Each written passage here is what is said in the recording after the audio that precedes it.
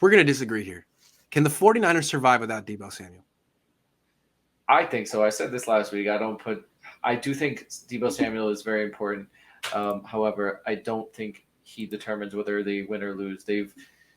He was on the team previous to this when they had they had 5 losses before they came into this game, and he played in those games.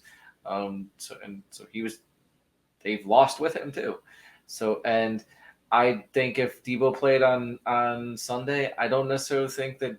I think that special team score still happens. Deebo doesn't stop that.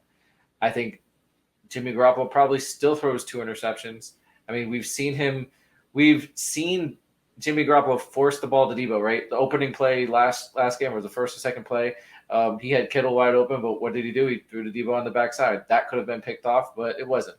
So you're still going to have that. So maybe you're still in the same position at the end of the game. You can go to Deebo and go to overtime.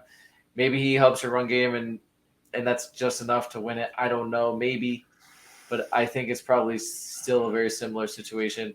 When you look at, we just talked about Kittle, you might not get that same production if Deebo Samuel played, because Kyle doesn't seem to want to go. He wants to go to one person or another, and Jimmy wants to go to one person or another. So who knows if Kittle catches 2 touchdowns and 180 yards if Deebo's there, or anything close to that. So for me, I think Deebo's important. I don't think he's end all be all. Wins you game and will win you a football game. Okay, so I think we're arguing different things here. I never said that he'll just win you a football game. The question is, can they survive without him? And I'm not sure they can. I'm not saying that just having him means they're going to go to the Super Bowl and win. I'm not saying that. I don't think he will.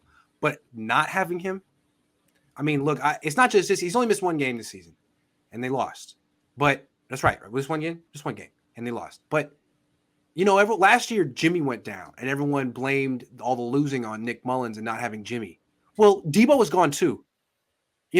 Maybe that was the reason they lost. I don't know. It seems to me that Deebo is so important to this team, and their quarterback play is so limited, and their running game is so weak without Deebo Samuel. I mean, it's not like Elijah Mitchell's exactly tearing it up right now. 3 yards a carry last week. I'm not sure they could survive. I'm not sure how many teams they can really beat right now without Deebo. That's the way I'm looking at it. It ain't Seattle. I'm not sure they could have beaten Chicago without Deebo. That was close. Maybe the Rams. Maybe they can beat the Rams with that. They seem to be able to beat the Rams with their eyes closed. But you see what I'm saying? That's the way I look at it. Who can you beat? Jacksonville? You can probably beat Jacksonville without him. Like maybe you can name the teams on one hand. I think they have. They have weapons. They can beat Atlanta without Deebo. They can beat Atlanta without Deebo, which is why I say sit them the next 2 weeks. I don't know about beating Cincinnati, but you can beat Atlanta the next week and then bring Deebo back for that game against Tennessee. That's when you bring him back. Thursday Night Football. Beat Tennessee and get, I don't know. What do you think? Can they beat Atlanta without Deebo? Yeah, I think. Yeah. Can they beat Houston without Deebo? I think they could beat a lot. They can't beat Seattle without Deebo. They can't beat Seattle with Deebo either. That's the problem. I think they can't beat. We'll talk. I think they can't beat Atlanta, Arizona, one way or another. I think they can't beat these teams when they turn the ball over.